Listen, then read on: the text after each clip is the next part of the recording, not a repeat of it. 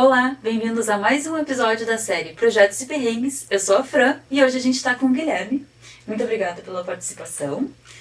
Rapidamente, assim, quem tu é, qual é a tua área, o que tu faz e há quanto tempo tu trabalha com isso? Então, meu nome é Guilherme Oliveira Goulart, eu sou engenheiro mecânico, formado pela Unicinos. Hoje, nos próximos 2 meses, estou me formando também no mestrado em engenharia de materiais. E sou pai de um guri de 3 anos, minha namorada está aqui comigo. E eu trabalho na parte de conformação de materiais metálicos a quente. Então, forjamento a quente.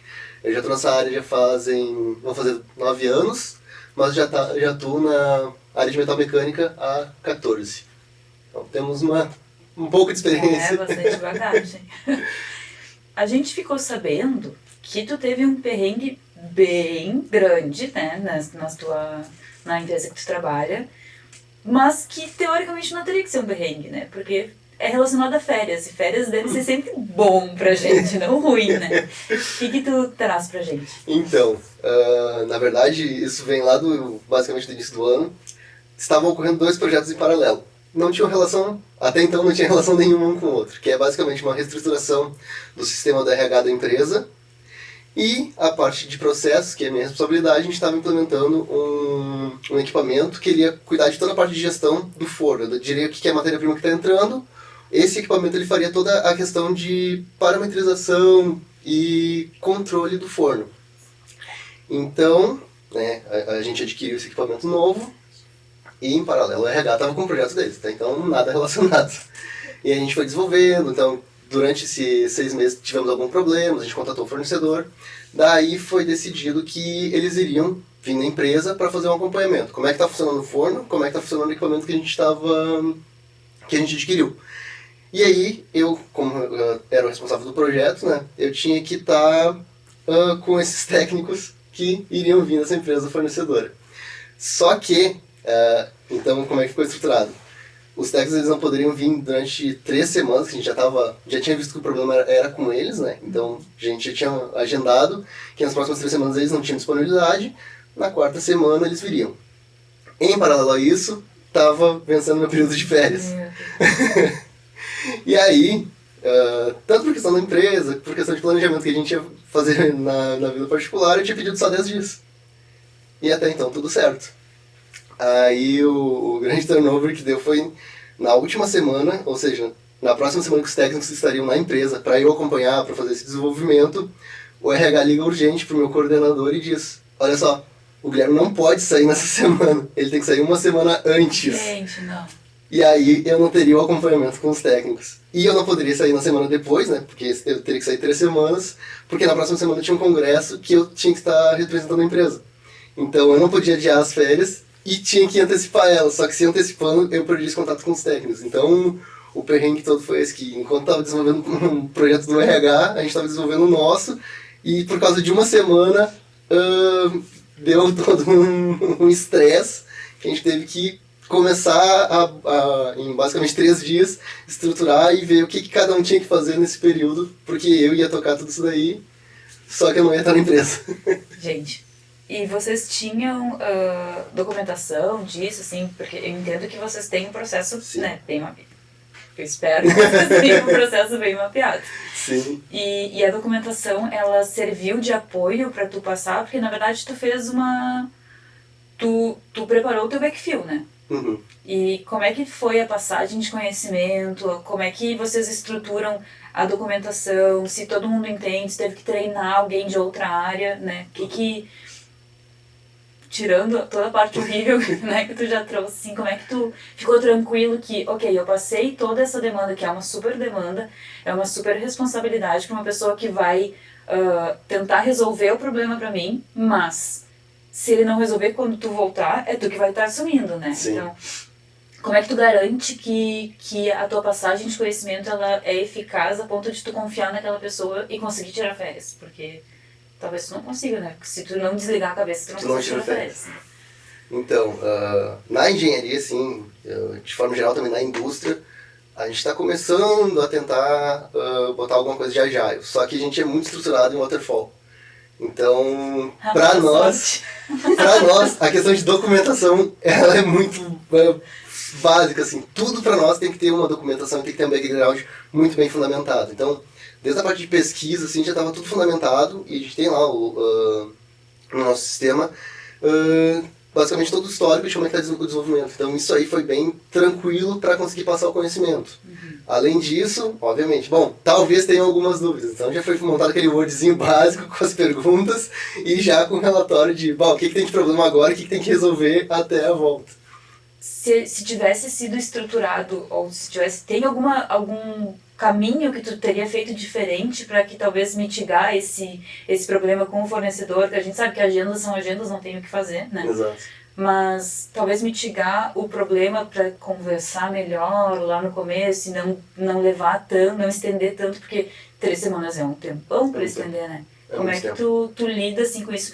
Tirando o fato de que vocês compraram, vocês estão desenvolvendo um projeto e ele não funciona, né? Como é que tu leva isso também pro teu stakeholder e fala, cara, pelo menos 3 semanas sem a gente fazer nada porque não funciona, eu não tenho a solução, meu fornecedor não pode vir. Né? Como é que tu lida com tudo isso? O que acontece? Nesse projeto, basicamente, ele vai automatizar. Vou dizer, por exemplo, assim, minha matéria-prima vai ter um diâmetro de tanto, um comprimento de tanto, e eu preciso aquecer ela a tantos graus. Então, basicamente, isso aqui é o que o software vai fazer. Só que, em paralelo, a gente consegue fazer um bypass e usar o forno diretamente.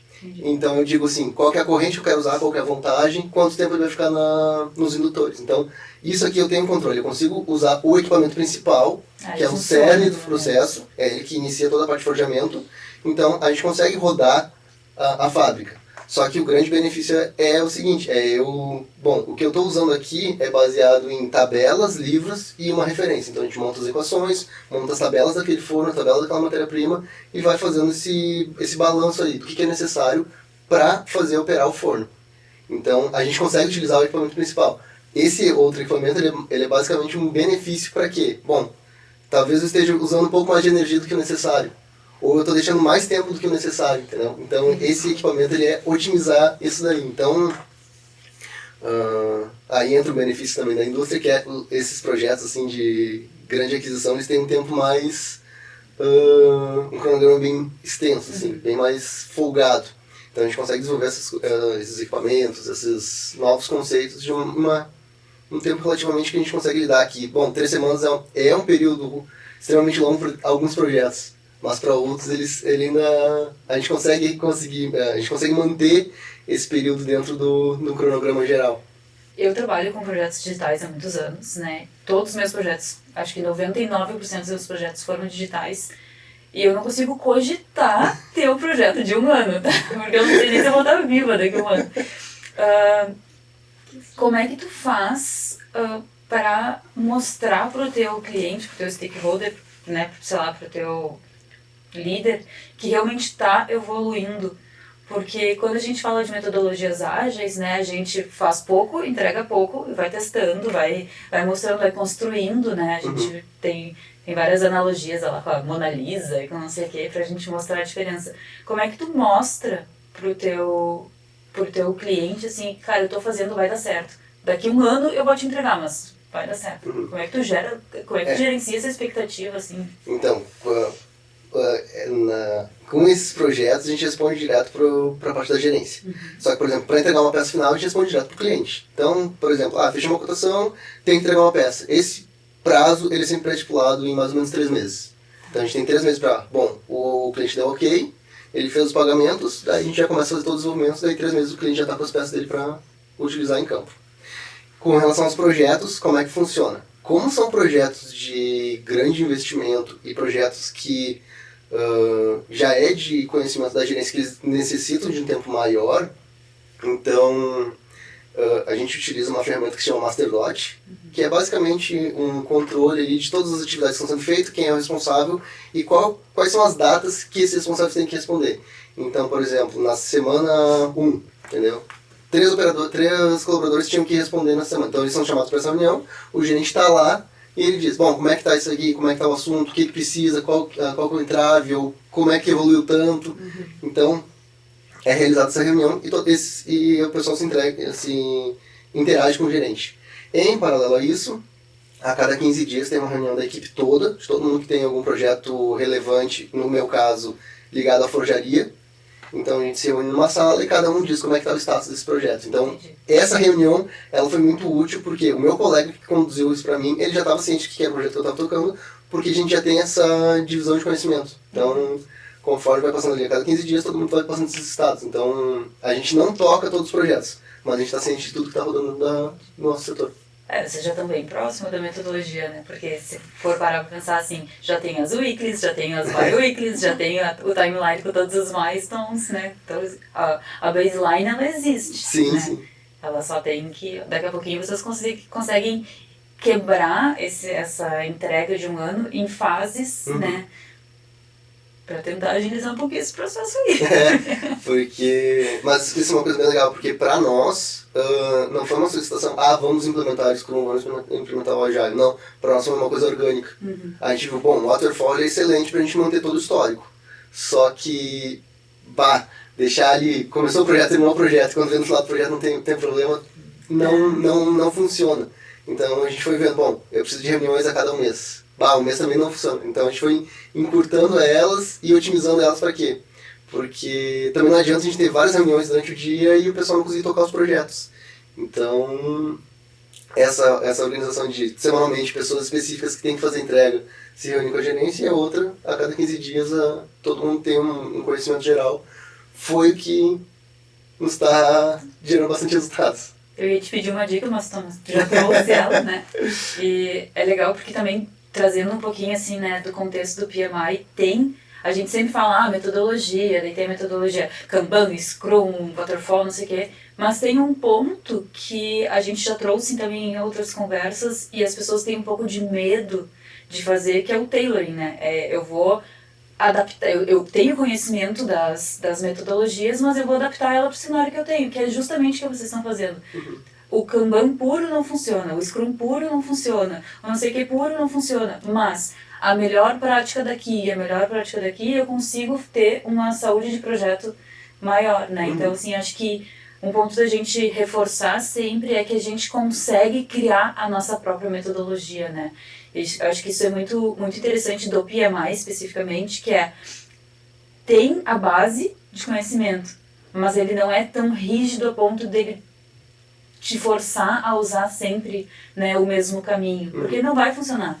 O caminho que funciona para os teus projetos não é o caminho que funciona para o meu projeto numa financeira, não é, né? E eu acho que tirando essas amarras a gente consegue mostrar para as pessoas que realmente a gente consegue criar uma metodologia e tá tudo bem, né? Exato. Isso é o mais importante. E também na parte da indústria que a gente vê é o seguinte, a gente vê ferramentas que funcionam para culturas diferentes querendo ser implementadas aqui. E não é assim que funciona. Por exemplo, a gente tem muito forte a parte de Lean, que tem toda uma cultura japonesa por trás disso. Quando vem para a indústria brasileira, o comportamento, a cultura, tudo isso é diferente. Mas não é porque a gente não pode implementar 100%, que a gente não pode pegar 20% dessa, 20% do que vem dos Estados Unidos, 20% do que vem da Alemanha e fazer a nossa própria metodologia. Aqui é muito comum do pessoal querer seguir à risca aquilo que funciona lá fora.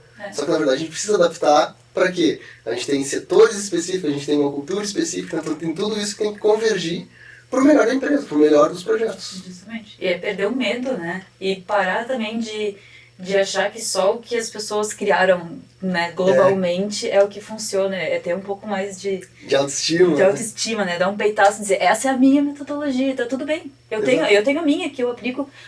O Ben-Hur tem a dele, a Lu tem a dela, né? Tu tem a tua e a gente vai adaptando para os projetos que a gente tem que fazer. É isso aí. Mais alguma dica? Mais um perrengue? Então, a última é a questão assim, de ter uma equipe que esteja muito bem integrada. Isso é fundamental, porque nesse projeto foi isso aí. A equipe está bem integrada, foi o que nos permitiu conduzir ele muito bem durante o meu período de férias e chegar com resultado positivo no final das férias. Então, bem tranquilinho. As weeklies funcionam, então. Exatamente. Né? E viu? Não precisa ser daily. Exato. Tem gente que odeia daily, né? Não precisa ser daily. Muito bom. Muito obrigada pela tua participação. Eu agradeço pelo convite. Eu acho que vai enriquecer bastante, assim, também para mostrar que não é só projetos digitais, né? Não é só nova forma de fazer projetos, né? O projeto um pouco mais convencional, ele também pode usar as metodologias e tá tudo certo. Se você curtiu, curta, compartilhe, comente e a gente se vê no próximo episódio. Muito obrigada. Obrigado.